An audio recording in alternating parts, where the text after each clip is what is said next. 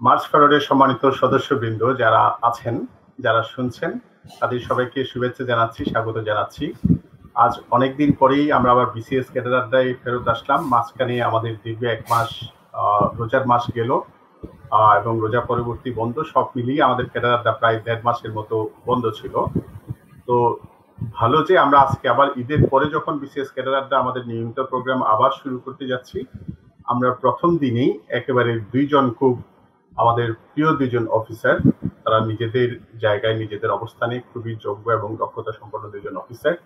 এবং আপনারা নিশ্চয়ই, আমি যখন আজকে ক্যারিয়ার আড্ডার যে ইয়েটা ঘোষণা করলাম, যে ডিক্লারেশনটা দিলাম, সেখানে তাদের দুইজন সম্পর্কে বলেছি। তারা দুইজন হচ্ছেন দুইজনই আপন সহোদর, দুইজনই জন্ম টুইন, একই সাথে জন্মগ্রহণ করা, দুজনই চট্টগ্রাম বিশ্ববিদ্যালয়ের সমাজতত্ত্ব একই ডিপার্টমেন্ট থেকে পড়ালেখা করা, দুজনই 30তম বিসিএস পরীক্ষায় প্রথমবারের মতো অংশগ্রহণ করে দুইজনে ক্যাডারটা ভিন্ন হয়ে গেছে। ক্যাডারটা দুজনে আর এক হয়নি, এর আগ পর্যন্ত আমি যতটুকু দেখছি সব একই আছে। তো তাদের দুজনকে নিয়ে আমরা কথা বলবো। আমাদের খুবই প্রিয় দুজন, একজন হচ্ছে মোহাম্মদ শফিউল্লাহ তপন, একজন হচ্ছে মোহাম্মদ আহসানুল্লাহ তরুণ, তপন তরুণ। তো এই তপন তরুণ, এই দুজনের সাথে আমরা আজকে কথা বলবো বিসিএস ক্যাডার আড্ডায়। আমি আপনাদের সবাইকে বলবো, যারা শুনছেন, ফেসবুক লাইভ হওয়ার কারণে মার্চ ফরওয়ার্ডের সকল সদস্য এবং ফেসবুক লাইভের কারণে যারা আউটসাইডার্স যারা আছেন, মার্চ ফরওয়ার্ডের বাইরেও যারা আছেন, তাদের সবাইকে বলবো আজকের এই প্রোগ্রামটি, ক্যাডার আড্ডাটি আপনারা নিজেদের টাইমলাইনে শেয়ার করুন। এবং আমাদের আজকের যে দুজন সম্মানিত অতিথি আলোচক, আহসানুল্লাহ তরুণ এবং শফিউল্লাহ তপন, এদের কাছ থেকে যদি আপনারা ওদের ক্যাডার সংশ্লিষ্ট কোনো তথ্য, কোনো বিষয়ে জানতে চান, তাদের কর্মকাণ্ড সম্পর্কে জানতে চান, আপনারা কমেন্টে মেসেজ করতে পারবেন।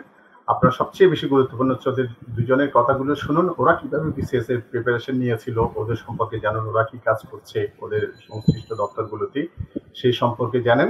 আপনার নিজেরা অবশ্যই টাইমলাইনে শেয়ার করবেন। এবং সবচেয়ে বেশি জরুরি হচ্ছে আপনার ফ্রেন্ডস অ্যান্ড ফ্যামিলি যারা ভবিষ্যতে বিসিএস ক্যাডার অফিসার হতে চায়, আপনার বন্ধু বান্ধব, ছোট ভাই বোন যারা আছে, তাদের নামটা মেনশন করে দিন যাতে তারা শুনতে পারে।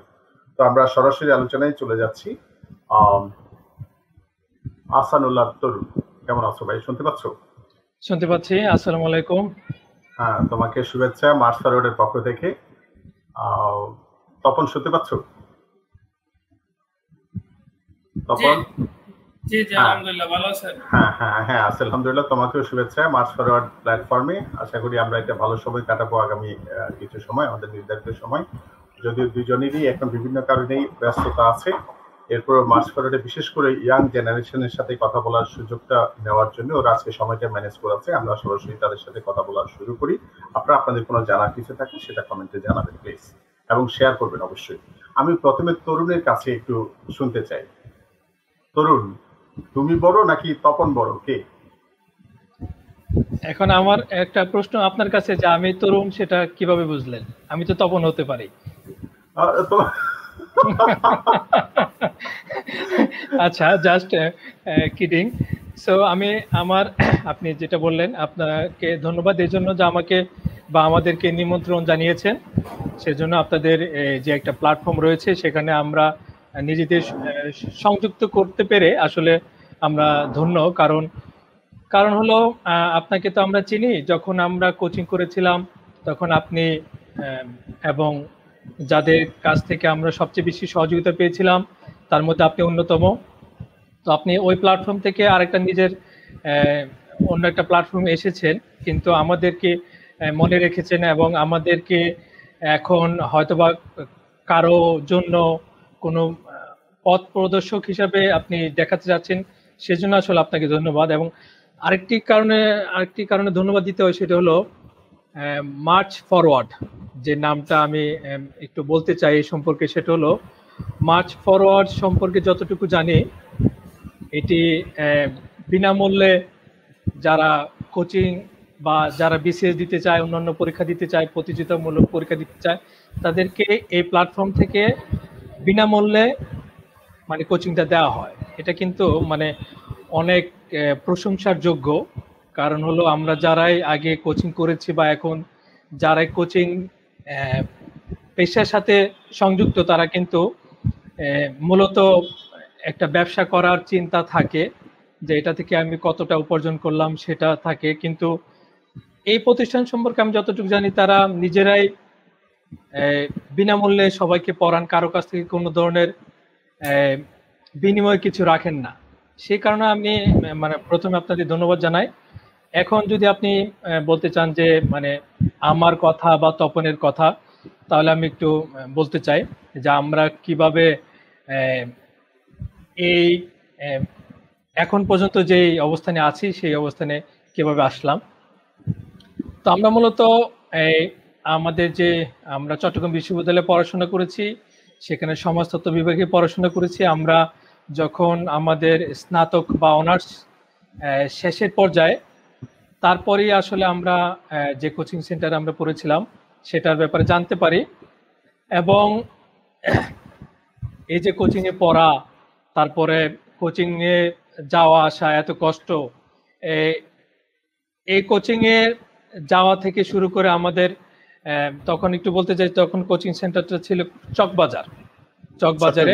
আমরা চকবাজার, আমরা ছিলাম 16 শহর একটা মেসে। তো সেখান থেকে যাওয়া আসা করতাম। আমাদের পরীক্ষা হয়তো অনার্স পরীক্ষা শেষ হয়েছে, আমরা সাথে সাথে যোগদান করেছি। তো যোগদান করে আমরা পড়াশোনা করি। কিন্তু সবচেয়ে গুরুত্বপূর্ণ দিক হলো আমার এবং তপন, অবভিয়াসলি তপন এবং আমার সবচেয়ে গুরুত্বপূর্ণ দিক, যারা দেখছেন তাদের জন্য বলবো যে আমরা ছিলাম নিয়মিত। আমরা পড়াশোনাটা করেছিলাম নিয়মিত। আমরা বলবো না যে আমরা পরীক্ষার আগে আমরা ফাটায় ফেলছি, পরীক্ষার আগে আমরা 22 ঘন্টা পড়েছি, পরীক্ষার আগে আমরা 2 ঘন্টা ঘুমিয়েছি, সেটা আমরা বলবো না। কারণ হলো আমরা প্রিলি, রিটেন, তারপর তো ভাইবা। তো প্রিলির আগে থেকে আমরা যতটুকু সময় পেয়েছিলাম আমরা ছিলাম নিয়মিত। মানে যতটুকু পড়বো, আমার এখনো মনে পড়ে, ঘুমের 6 ঘন্টা, নামাজ, খাওয়া দাওয়া, এই 3টা কাজ ছাড়া বাকি সময় পড়াশোনা। এটা ছিল আমাদের মূল মন্ত্র। যদি বলেন যে এটা কি ছিল, আমাদের মূল মন্ত্র ছিল এটাই। আমরা কোনো সময় নষ্ট না করে আমরা পড়াশোনাতে সময়টা ব্যয় করেছি। কোনো সময় নষ্ট মানে অযথা সময় নষ্ট করিনি কোনো অন্য কাজে। আমরা নিয়মিত পড়াশোনা করেছি। আমাদের যখন রিটেন পরীক্ষা চলে, আমাদের কিন্তু একই সাথে মাস্টার্স পরীক্ষা, তখন মাস্টার, তো আমরা সেজন্য ওই পরিস্থিতি থেকে আমরা কিন্তু ওভারকাম করেছি। আমরা যেটাকে গুরুত্ব দেওয়া প্রয়োজন সেটাকে গুরুত্ব দিয়েছি। সময়কে ঠিকভাবে কাজে লাগিয়ে ডিসিপ্লিনের ভিতরে আমরা এতটুকু আসা। এটা হলো আমার প্রথম, মানে যদি বলার থাকে এটা বললাম। জি ভাই, আপনি বলতে পারেন। হ্যাঁ, তো এখন এই যে তুমি বলছিলে সেটা হচ্ছে আমাদের প্রথম ইয়ার যেটা ছিল, স্টার্টিংটা ছিল গ্রাজুয়েশনের পরে, মানে সমাজতত্ত্বে অনার্স পরীক্ষা শেষ করার পরে শুরু করেছিলে, রাইট? হ্যাঁ, রাইট। এত আগে কেন করলে? কেন মাস্টার্স? আমাদের তো ইয়াং জেনারেশন একটা বড় অংশের ধারণা হচ্ছে আগে মাস্টার্স শেষ করতে হবে, দেন বিসিএস এর প্রিপারেশন শুরু করতে হবে। সেক্ষেত্রে কোন মোটিভেশন বা কোন মেসেজ বা কেন তোমরা গ্রাজুয়েশন শেষ করার সাথে সাথে বিসিএস এর প্রিপারেশনটা শুরু করেছিলে, একটু যদি বলতে। হ্যাঁ, একটু অবশ্যই বলার প্রয়োজন। সেটা হলো বিসিএস এর কোয়ালিফিকেশন তো কিন্তু অনার্স, স্নাতকোত্তর না। স্নাতক দিলে কিন্তু সবাই বিসিএসটা পরীক্ষার জন্য সে এলিজিবল। তো সেজন্য আমরা অনার্সের পরেই পড়াশোনা শুরু করি। এর কৃতিত্ব দিব আমি তপনকে। তপন হয়তোবা তখন কোনো একটা দূরদর্শিতা সম্পন্ন কোনো একটা জিনিস দেখতে পেয়েছিল যে আসলে এই কোচিং করে আমরা হয়তোবা খুব দ্রুত চাকরিতে প্রবেশ করতে পারবো। এটা তপনকে আমি কৃতিত্ব দিতে চাই। তারপর আমরা একসাথে পড়াশোনা শুরু করি। এবং আপনি যদি মনে করেন যে এটা ইটস আর্লি, আমি বলবো না, আর্লি না। কারণ এরপরে কিন্তু আমাদের কাছে অনেকে টিপস চায় বা বলতে চায় যে আমরা কখন থেকে পড়াশোনা করব। ইভেন কালকে বা এর আগের দিনও একজন আমাকে নক করেছিল যে বিসিএস এর জন্য কিভাবে পড়াশোনা করব। তাই আমি বললাম তুমি কিসে পড়ো? বললো ও ফার্স্ট ইয়ারে পড়ে। তা আমার স্ট্রেট আনসার ছিল তুমি শুধু নিউজ পেপার পড়ো, তুমি এখন অন্যান্য পড়াশোনাতে যেও না। কারণ কি, অনেকে ফার্স্ট ইয়ার থেকে পড়ে, সেকেন্ড ইয়ার থেকে পড়ে, থার্ড ইয়ার থেকে পড়ে, কিন্তু যখন পড়ার প্রয়োজন হয় বা যখন সবচেয়ে বেশি প্রয়োজন পড়ার, সেই সময়টাকে সে সময়টাতে সে খেই হারায় ফেলে। তা আমরা মনে করি মানে আল্লাহর রহমতে আমিও তপন একদম রাইট টাইমে রাইট ওয়ার্কটা করতে পেরেছিলাম। এটা হলো আমাদের মূল বিষয়। Thank you. যারা শুনছেন তারা অনেক সুন্দর সুন্দর প্রশ্ন করছেন, আপনার প্রশ্নগুলো করতে থাকুন কমেন্টে। দুইজনই, তরুণ তপন দুইজনই আপনাদের প্রশ্নগুলোর উত্তর দেওয়ার চেষ্টা করবেন আমাদের সময় সুযোগ হলে। আমরা যে বিষয়টি তরুণের প্রথম বক্তব্য থেকে যে বিষয়টা আমরা যে মেসেজ হিসেবে নিতে পারি সেটা হচ্ছে আমাদের অনেকের মধ্যে একটা ভুল ধারণা আছে গ্র্যাজুয়েশনের পরে প্রথমে মাস্টার্স করে ফেলতে হবে, মাস্টার্স করার পরে ক্যারিয়ারের জন্য পড়ালেখা করতে হবে। এটা যে কত ধরনের একটা ভ্রান্তি, কত বড় একটা ভ্রান্তি, একটা ভুল কনসেপ্ট, এই জিনিসটার উপরে আমার মনে হয় তরুণ খুব প্রপারলি এটা ফোকাস করেছেন। গ্র্যাজুয়েশনের পরে কিন্তু আসলে আমাদের ক্যারিয়ার জীবন বা আমরা যদি কিছু করতে চাই, নিজে করতে চাই বা কোথাও চাকরি করতে চাই বা আমরা ক্যারিয়ার অ্যাজ এ হোল, আমাদের কিন্তু গ্র্যাজুয়েশনের পরে ওইটার জন্য পড়ালেখা শুরু করা উচিত। এক্ষেত্রে মাস্টার্সের ভূমিকাটা আসলে খুব বেশি গুরুত্বপূর্ণ নয়। তপন কি বলে, একটু তপনের কাছ থেকে শুনি। তপন একটু যদি বলতে এই বিষয়ে। জি, ধন্যবাদ ওবায়দ ভাই। আমিও তরুণের মতো প্রথমে আপনার যে প্ল্যাটফর্ম মার্চ ফরওয়ার্ড, যেখানে আমি সরজমিনে গিয়েছি, সরাসরি উপস্থিত থেকেছি এবং আপনাদের সম্পর্কে জেনেছি। প্রথমত ধন্যবাদ জানাচ্ছি এই সুন্দর একটা আয়োজন করার জন্য, আমাদেরকে আমন্ত্রণ জানানোর জন্য। আর আপনার প্রথম প্রশ্নে চলে আসি, কারণ আমার প্রথম উত্তর ফিজিক্যালি যদি বলেন যে বড় কে তরুণ, বাট সাইন্টিফিকলি বড় আমি। বিজ্ঞান বলে যে পরে যে জন্ম নেয় সে হচ্ছে আগে মায়ের পেটে আসে। আচ্ছা আচ্ছা, বিজ্ঞান বলে, হ্যাঁ। সেক্ষেত্রে দুইজন বড়, দুইজনই ছোট। ও আচ্ছা, তাহলে আচ্ছা আচ্ছা, ভেরি গুড। এটা কি এমনি সায়েন্টিফিক্যালি এটা কি বলা হয়? ডক্টররা তাই বলে, হ্যাঁ, ডক্টররা তাই বলে যে পরে ভূমিষ্ঠ হয় সে হচ্ছে আগে পেটে আসে, তারপর। আচ্ছা আচ্ছা, এটা আমি জানতাম না। Thank you information. আর এখন চলে আসে আপনার প্রশ্নের উত্তরে। হ্যাঁ, অনার্স, তরুণ গুলো অনার্সের পরেই প্রিপারেশন নেওয়া উচিত। আর তরুণের কাছেও জিজ্ঞেস করে, আমাকে অনেক সময় জিজ্ঞেস করে ফেসবুকে, মেসেঞ্জারে। নিউজ পেপার অবশ্যই করতে হবে, সেক্ষেত্রে দেশ এবং বিশ্ব দুই সম্পর্কে জানা যায় কখন কি হচ্ছে। যতটুকু আপনি মুখস্থ করে জানবেন তার চেয়ে বেশি আপনি জানবেন খবর দেখে, নিউজ পেপার পড়ে, অথবা সেই জিনিসগুলোতে নোট করে, তখন সেগুলো মাথায় বেঁচে থাকে। আর আমরা বাংলাদেশের স্টুডেন্টরা সবচেয়ে দুর্বল হচ্ছে অঙ্ক এবং ইংরেজিতে। আমি বলবো যারা সেকেন্ড ইয়ার থেকে ইংলিশ, অঙ্কতে টিউশনি করার সুযোগ থাকে অথবা কোচিংয়ে ক্লাস নেওয়ার সুযোগ থাকে হাই স্কুলে অথবা কলেজে, এই জিনিসটা অবশ্যই মেনটেন করবেন। কারণ আপনি পড়ালেখা করলেন পলিটিক্যাল সায়েন্স অথবা ভূগোল অথবা কেমিস্ট্রি, কিন্তু কিছু কিছু জিনিস আপনার ল্যাকিংস থাকে। আপনার গণিতে ল্যাকিংস থাকতে পারে, আপনার সাধারণ জ্ঞানে ল্যাকিংস থাকতে পারে। এই জন্য আমি মনে করি যে আপনার প্রিপারেশনটা অন্তত সেকেন্ড ইয়ার থেকে টিউশন অথবা এই কোচিং সেন্টারে দেওয়া উচিত। তখন দেখবেন আপনি প্রিপারেশন 50 থেকে 60% হয়ে গেছে। আর যে বেসিক জিনিসগুলা, দৈনন্দিন বিজ্ঞান, অঙ্ক অথবা বাংলা, ব্যাকরণ, সাধারণ জ্ঞান, এই জিনিসগুলো আসলে একটু কোচিং অথবা ওই সময় অধ্যবসায়ের মাধ্যমে কিন্তু আরও ঝালিয়ে নেওয়া যায় এবং সম্পূর্ণ একটা প্রিপারেশনে নেওয়া যায়। আমি মনে করি এতে শুধু বিসিএস না, অন্যান্য পরীক্ষা, ব্যাংক অথবা অন্য ভালো ভালো পরীক্ষা রয়েছে, ভালো ভালো দপ্তর রয়েছে, সেখানে কিন্তু সাকসেসফুল হওয়া যায়। এক্ষেত্রে মনে করি যদি ভালো কিছু করতে ইচ্ছা করে অবশ্যই সেকেন্ড ইয়ার, থার্ড ইয়ার থেকে এইসব বিষয়গুলোতে একটু জোর দেওয়া উচিত। আর একটা জিনিস করা উচিত যে গোল ঠিক করা, যে আমি আসলে বিসিএস ক্যাডার হবো অথবা একটা ফার্স্ট চাকরি নিতেই হবে আমাকে। অথবা 5টা বছর পরে যদি আমরা নিজেকে চিন্তা করি যে আজকে আমি রিক্সায় যাচ্ছি, আমার বন্ধুটা সরকারি গাড়িতে যাচ্ছে, এসি গাড়িতে যাচ্ছে, কিন্তু আমি একটা বেসরকারি কোম্পানিতে চাকরি করি অথবা সরকারি চাকরি করি, ফার্স্ট ক্লাস না সেকেন্ড ক্লাস, তখন কিন্তু পার্থক্যটা চলে আসে। পার্থক্যটা হয় নিজের মাঝে, নিজের পরিবারে, নিজের সন্তানের মাঝে, তারা সেভাবে গড়ে উঠবে। এই যে বিসিএস ক্যাডার 5 ডোরের জিপ নিয়ে আপনি ঘুরছেন, আপনার ছেলে সেই জিপ উঠবে, বাট আপনি ভালো করতে পারলেন না, সেই সময়টাকে কাজে লাগালেন না, আপনার বাবা মা আপনার জন্য কষ্ট করলো, ফ্যামিলি আপনার জন্য স্যাক্রিফাইস করলো, বাট আপনি আপনার জন্য স্যাক্রিফাইসটা করলেন না। আপনি নিজে সেই সময়টা কাজে লাগালেন না। 30 বছর হয়ে গেল আর কোনো সরকারি চাকরি অথবা ভালো কোনো চাকরি পেলেন না।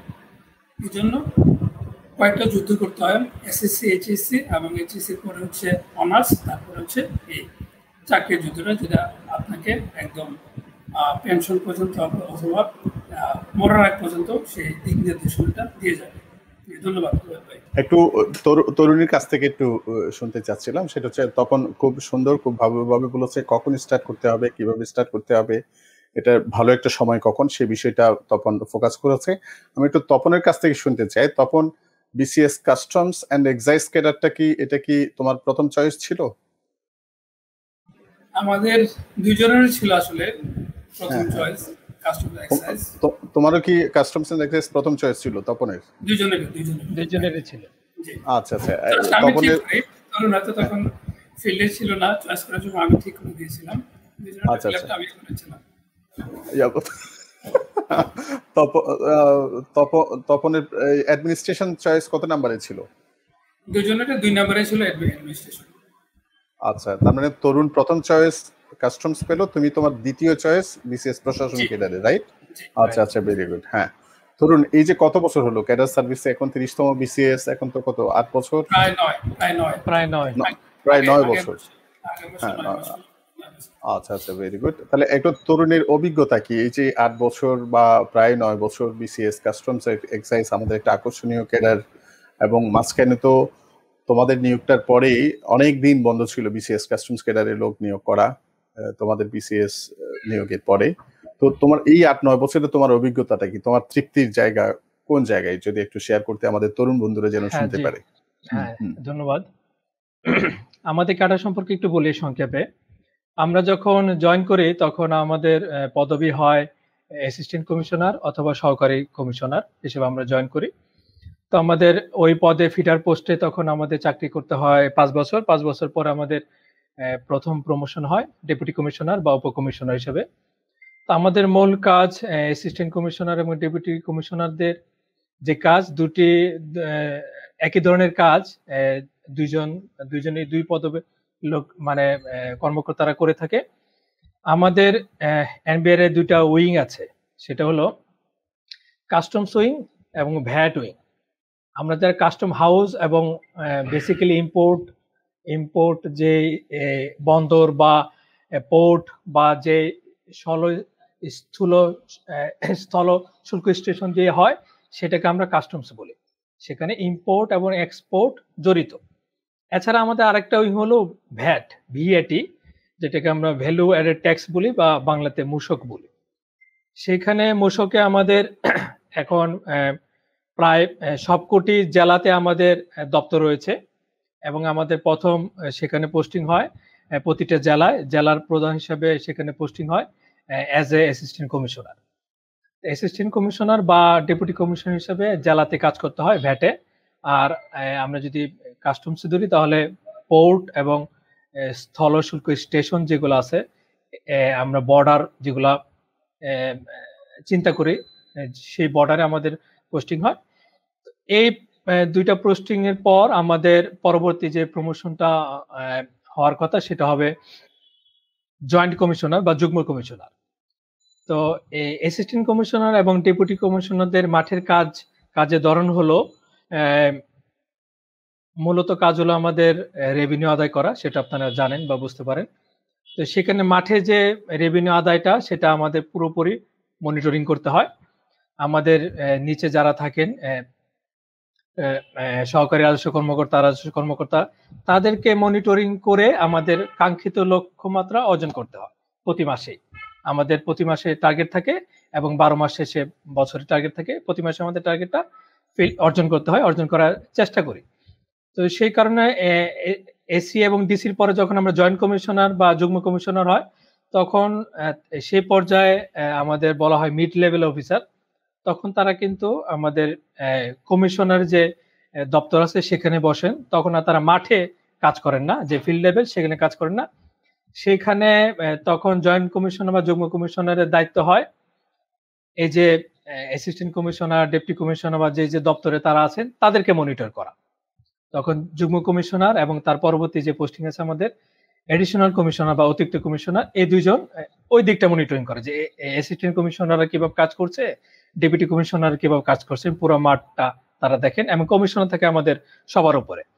এই হলো মাঠের আমাদের হায়ারার্কি। তারপরে চলে যায় আমাদের এনবিআর এ আমাদের কমিশনারের পরে পদবি বা প্রমোশন পেয়ে হয় মেম্বার অ্যাডমিন বা মেম্বার এনবিআর। সেটা হলো এনবিআর বা জাতীয় রাজস্ব বোর্ডের সদস্য। সেই সদস্য হলো আমাদের আপমোস্ট পোস্ট, সেখানে পর্যন্ত আমরা প্রমোশন পেয়ে যেতে পারি। আচ্ছা, এখন আমি যদি ব্যক্তিগত আমার শেয়ার করি ব্যক্তিগত অভিজ্ঞতা, তাহলে বলবো আমি দেখেছি বিভিন্ন ক্যাডারের লোকজন বা বিভিন্ন ক্যাডারের কর্মকর্তারা তাদের কাজে কিছুটা অসন্তুষ্ট বা পুরোপুরি স্যাটিসফ্যাকশন তাদের ভিতরে নেই। কিন্তু আমি মনে করি আলহামদুলিল্লাহ, আল্লাহ পাক আমাকে যতটুকু দিয়েছেন, আমি 100 ভাগ বা 100 ভাগই আমি নিজেকে সন্তুষ্ট ভাবি এবং আমার কাজে আমি সন্তুষ্ট, এবং আমি যে দপ্তরে আছি সেই দপ্তর বা যে ক্যাডারে আছি সেই ক্যাডারে আমি নিজেকে কাজ করে সৌভাগ্য মনে করি এবং আমি পুরোপুরি সন্তুষ্ট। কারণ হলো অন্যান্য ক্যাডার, সব ক্যাডারই আমি মনে করি গুরুত্বপূর্ণ, সব ক্যাডারই গুরুত্বপূর্ণ, কোনো ক্যাডারই গুরুত্বহীন নয় বা কম গুরুত্বপূর্ণ নয়। কিন্তু আমার ভালো লাগা বা আমার তৃপ্তি সেটা হলো আমি দেশের বা একটা অর্থনীতির চালিকা শক্তি কিন্তু রেভিনিউ, সেই রেভিনিউ কিন্তু আমি নিজ হাতে দিতে পারছি। আপনি যদি মনে করেন না এটা তো অটো চলে আসে, এটা তো কোনো মেকানিজম করতো না, সরি, আমি বলবো যে আমি আপনার সাথে একমত পোষণ করব না, কারোর সাথে একমত পোষণ করব না। আমাদের অনেক দিক থেকে ড্রাইভ দেওয়ার সুযোগ আছে, অনেক দিক থেকে মনিটরিং করার সুযোগ আছে, এবং নিজ হাতে আমরা রাস্তাঘাটে বেরিয়ে বা কোনো একটা প্রতিষ্ঠান থেকে ভ্যাট আদায় করে, মূসক আদায় করে, বা ইম্পোর্ট স্টেজে বন্দরে যে কথা বলি বা আমদানি ক্ষেত্রে আমাদের সকল কর্মকর্তারা, ইনফ্যাক্ট আমাদের যে সেকেন্ড ক্লাস যারা আছে সহকারী রাজস্ব কর্মকর্তারা, তারাও অনেক গুরুত্বপূর্ণ দায়িত্ব পালন করে এই ক্ষেত্রে। কারণ হলো একটা উদাহরণ দেই, কাস্টমস উইং এ একটা উদাহরণ দেই, সেটা হলো ইম্পোর্ট বন্দর বা আমাদের কাস্টম হাউস চট্টগ্রাম। সেখানে আপনি চিন্তা করেন প্রতি দিন কিন্তু on an average 2000 bill of entry submit হয়। তার মানে কি 2000 বিল অফ এন্ট্রি দিয়ে 2000 ইম্পোর্টার সে তাদের পণ্যটা খালাসের জন্য আমাদের কাছে সাবমিট করে। আমরা কি করি, আমরা যেটিতে সেটা প্রয়োজন হলে আমরা সেটা যাচাই করি, যেটিতে ফিজিক্যাল যে যাচাই আছে সেটা করি। তো আমরা বাঙালি হিসেবে তো আমরা আসলে একদম শুদ্ধ মানুষ না, তো অনেকে রেভিনিউটা ফাঁকি দিতে চায়। সেক্ষেত্রে কাস্টম হাউসে ফাঁকি দেওয়ার সুযোগটা বেশি। কারণ হলো আপনি একটা এইচএস কোড বা একটা ভ্যালু যদি আপনি এদিক থেকে ওদিক করেন, তাহলে অনেক টাকা, লক্ষ টাকা, এমনকি কোটি টাকার রদবদল হয়ে যায়। তো সেক্ষেত্রে আমাদের যে সহকারী রাজস্ব কর্মকর্তা, রাজস্ব কর্মকর্তা, ইভেন আমরা অ্যাসিস্ট্যান্ট কমিশনার, ডেপুটি কমিশনার, তারা কিন্তু একদম মূল জায়গায় সেটা দায়িত্বটা পালন করে, এবং সেখানে লিকেজটা বের করে এনে কিন্তু একটা ইম্পোর্টার কাছ থেকে আমরা 1 কোটি টাকার মতো অতিরিক্ত রাজস্ব আদায় করতে পারি। সেটা কিন্তু অটো চলে আসে না যে একজন বিল অফ এন্ট্রি ফেললো সে অটোমেটিকলি পণ্যটা খালাস করে নিয়ে গেল, ব্যাপারটা এরকম না। আমরা কিন্তু সরাসরি হস্তক্ষেপ করি। তো সেক্ষেত্রে আমাদের অনেক মেকানিজম আছে, আমাদের অন্যান্য দপ্তরও আছে, অনেক মেকানিজম আছে, সেক্ষেত্রে সবাই মিলে আমরা সম্মিলিতভাবে কাজ করি। তো আমার যদি বলতে চান, আমি মানে শতভাগ তৃপ্তি নিয়ে কাজ করছি, এটা আমি বলতে পারি। যেখানে যতটুকু দায়িত্ব আমাকে প্রদান করা হয় আমি চেষ্টা করি যে ততটুকু দায়িত্ব পালন করতে। এই ক্ষেত্রে বলবো দেশের অনেক গুরুত্বপূর্ণ কাজে নিজেকে মানে নিয়োজিত রাখতে পেরে আমি ধন্য, এতটুকু বলতে চাই। Thank you.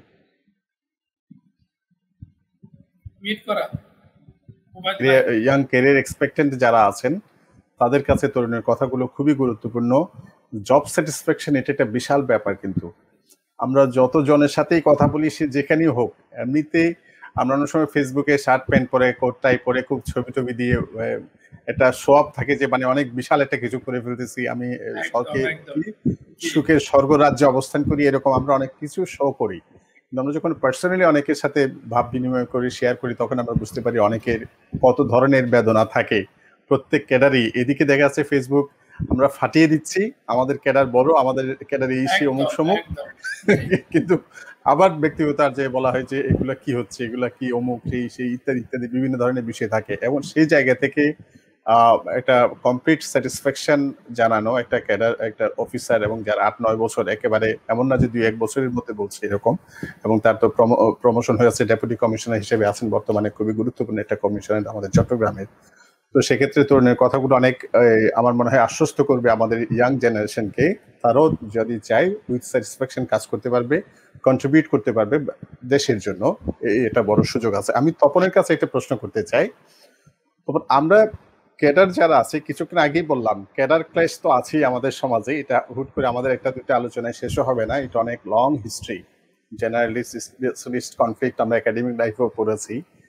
তো এগুলো নিয়ে কনফ্লিক্টের একেবারে খুব চরম অবস্থা চলতেছে বাংলাদেশে। আমরা ওদিকে যদি নাও যাই, আপাতত অ্যাডমিনিস্ট্রেশন ক্যাডার দ্বিতীয় চয়েস ছিল, প্রথম চয়েস কাস্টমস হয়নি।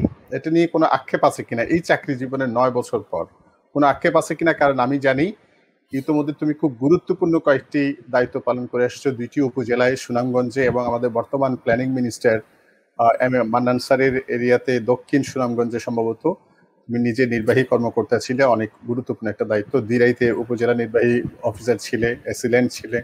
তো সবকিছু মিলিয়ে তোমার কোনো অতৃপ্তি আছে কিনা কাস্টমস ক্যাডারে যেতে না পারার, অথবা অন্যভাবে বলতে পারি কি পরিমাণ তুমি সন্তুষ্ট এই 8-9 বছরে, তোমার অভিজ্ঞতা কি বলে প্রশাসন ক্যাডারে? জি, ধন্যবাদ। প্রথম বলবো আলহামদুলিল্লাহ, আর এর আগেও বলবো যে আসলে ক্যাডার চয়েস যেটা নিয়ে আপনার কাজ করেন, অথবা বিভিন্ন কোচিং সেন্টার কাজ করেন, সেখানে আসলে আরো কাজ করার জায়গা রয়েছে। যদি আমরা ক্যাডার ধরি 27-27টি ক্যাডার, 28টি ক্যাডার, বর্তমানে 26টি। তো সেই ক্যাডারগুলো আসলে আমরা কি জানি যে কোন ক্যাডারের কি কাজ, কোন ক্যাডারের কি পদ, কোন ক্যাডারের কোথায় পোস্টিং, কোন ক্যাডারের কি ফেসিলিটিস, কোন ক্যাডারের লাস্ট পোস্ট কি, এসব কিন্তু আমরা আসলে ডিটেলস জানি না। আমরা যখন পূরণ করেছি তখন আমরা জানতাম না আসলে কোন ক্যাডারের কি কাজ। গ্যাজেট হওয়ার আগ পর্যন্ত, জয়েন করার আগ পর্যন্ত আমরা জানতাম না, তরুণ জানতো না যে আমাদের ক্যাডারের কি কাজ। ওইটা একটা বড় বিষয়। সেক্ষেত্রে কাজ করার সুযোগ আপনার রয়েছে, আমরা যারা এখন কাজ করছি আমাদেরও রয়েছে। এই জন্য আমি মনে করি যে মানুষ কিন্তু ভিন্ন, মানুষের চাহিদা ভিন্ন, মানুষের মানসিকতা ভিন্ন। সেই দিক দিয়ে আপনি যে কথাটা বললাম স্যাটিসফ্যাকশন, আপনি যে বললেন,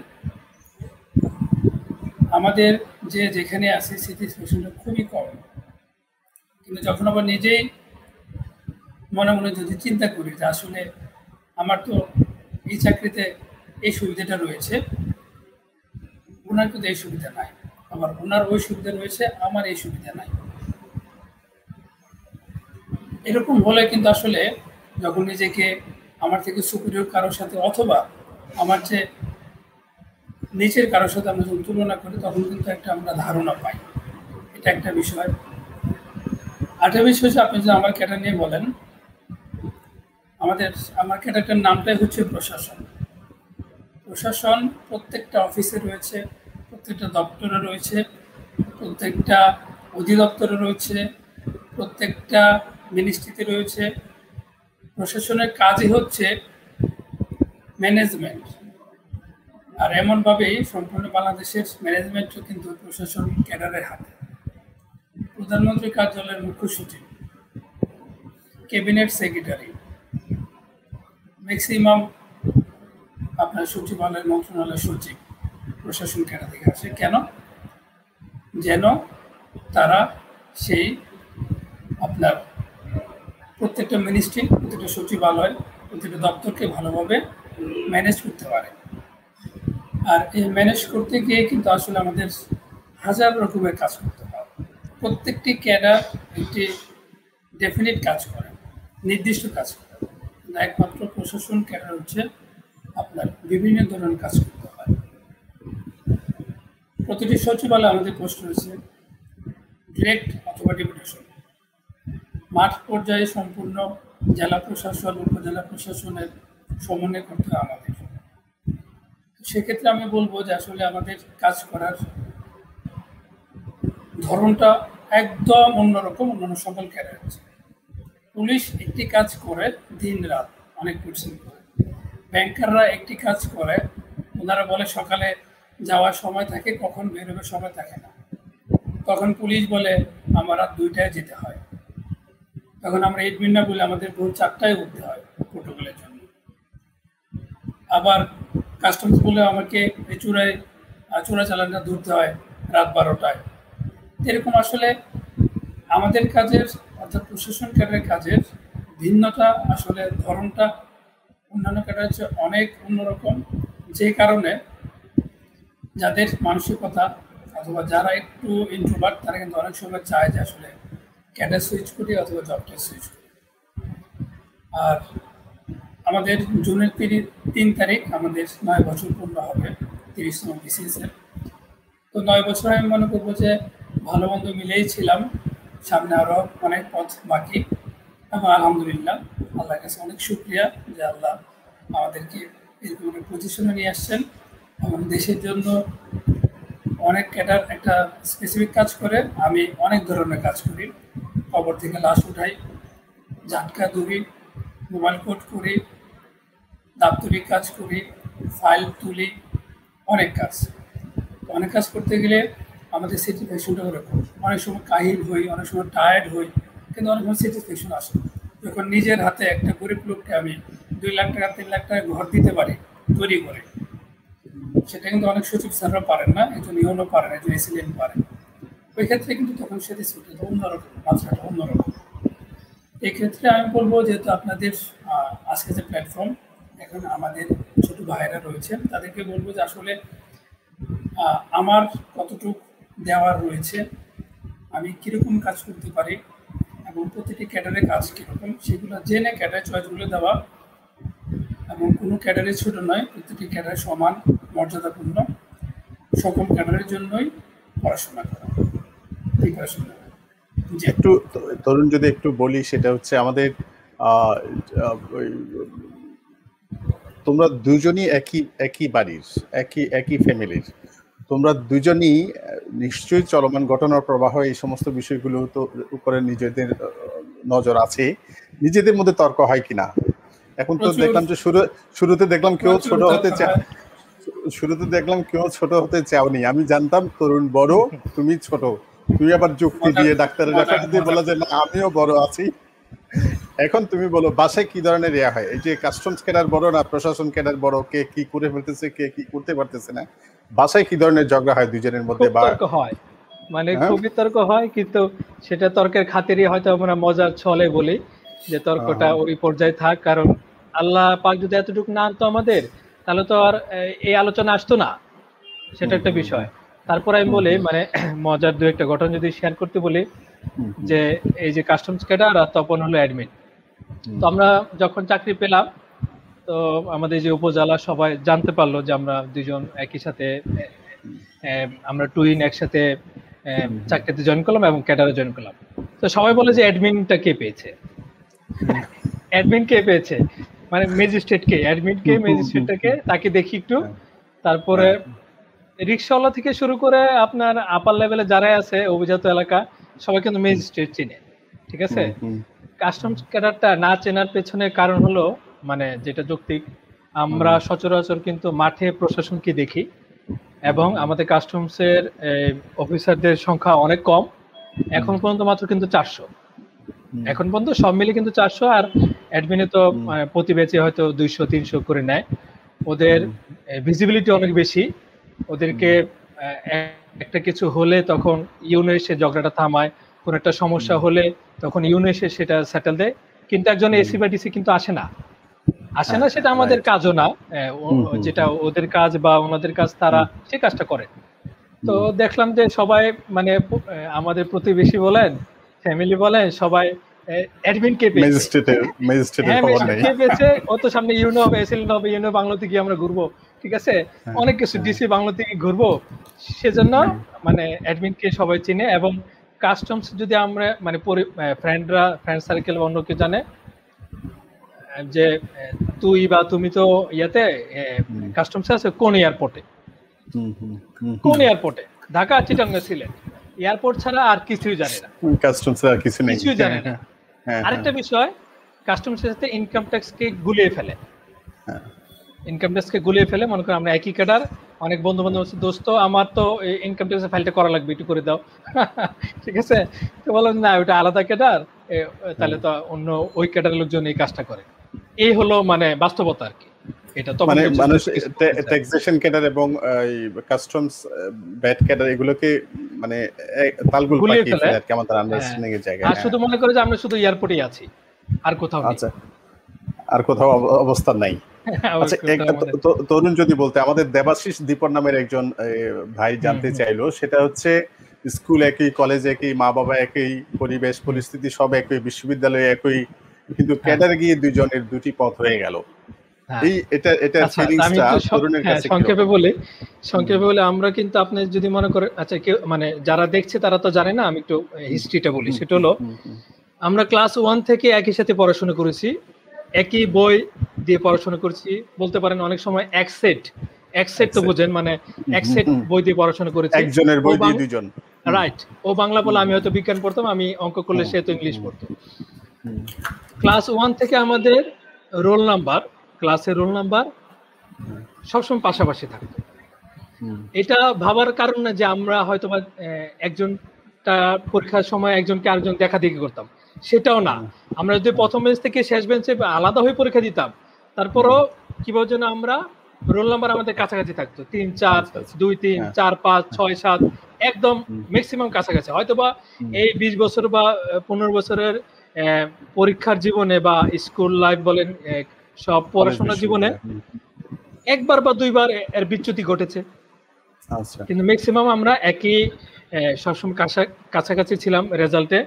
তারপর ইন্টারে একই, মানে সবসময় কাছাকাছি। তারপরে ইউনিভার্সিটি পরীক্ষা দিলাম, সেখানে আমরা 2 সাবজেক্টে পেয়েছিলাম, পরে মাইগ্রেশন করে একজন একই সাথে চলে আসি।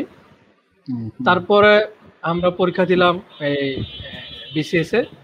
তো একই সাথে চলে আসার কারণটা কি ছিল? তাও কি শুধু এক্সেট বই দিয়ে জীবন পার করে দেওয়ার জন্য, নাকি অন্য কোনো কারণ? সহযোগিতা পাওয়া যায়, অনেক সাহায্য পাওয়া যায়। একজন পড়লে একটা নোট করে ফেললে আমার সেই নোটটা করা লাগছে না, সেটা অনেক সুবিধা হয়।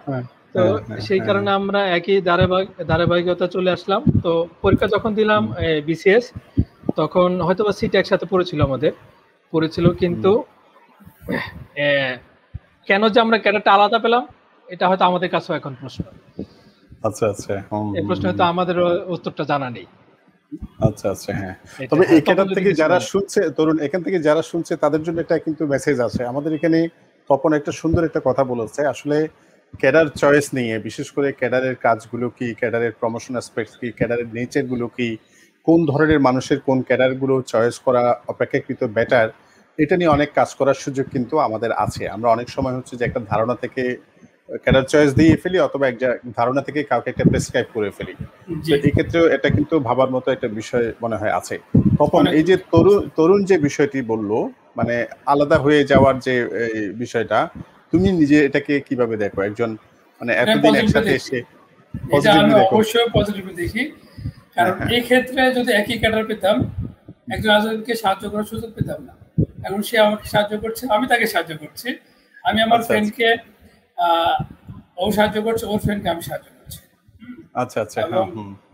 আবার আলহামদুলিল্লাহ যে আল্লাহ নিশ্চিতভাবে যা করেন ভালোর জন্য করেন, সেটা অবশ্যই আমাদের ভালোর জন্য হয়েছে।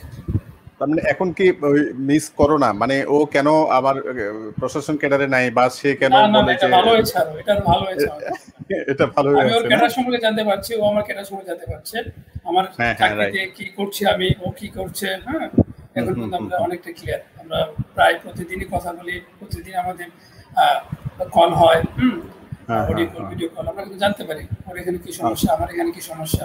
এটা ভালো হয়েছে। আচ্ছা, তুমি কি একটু ওই যে তোমার যখন উপজেলা নির্বাহী কর্মকর্তা ছিলে, পরপর 2টি উপজেলা প্রশাসনে, সেটার কোনো বিশেষ কোনো অভিজ্ঞতা আছে যেটা তুমি আমাদেরকে শেয়ার করতে চাও, বা বন্ধু বান্ধবের সাথে শেয়ার করতে চাও, এরকম ইয়াংদের সাথে? আসলে উপজেলা নির্বাহী অফিসার প্রশাসন একটা গুরুত্বপূর্ণ পদায়ন। আমরা খুব আসলে কম বয়সে হয়ে যাচ্ছে এখন ইউনো অফিসার। আমি বলবো যে অনেক মর্যাদা, অনেক অনেক অনেক উঁচু লেভেলের মর্যাদা এই পোস্টটাতে। ইভেন অনেক ডিসি স্যারও যা করতে পারেন না, একজন ইউনো তা করতে পারেন। তবে যেমন মর্যাদা, যেমন সুযোগ সুবিধা, তেমন কিন্তু আপনার জ্বালাও রয়েছে।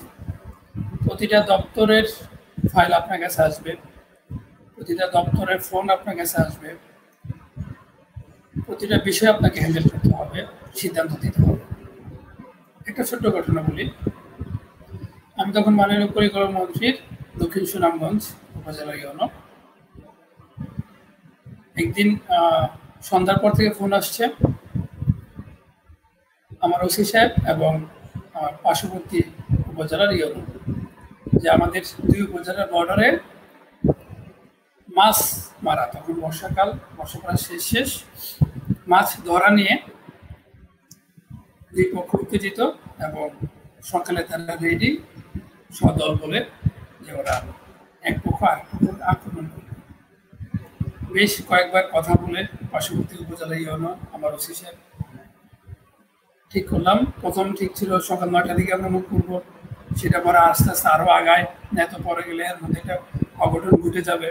কথা বলতে বলতে বলতে ভোর 6টা, ওকে 6টা আমি আমার উপজেলা থেকে রওনা দিলাম পুলিশ সহ, ওর বেচমেট সে আমার পাশের উপজেলা থেকে রওনা দিল সেই 6টা।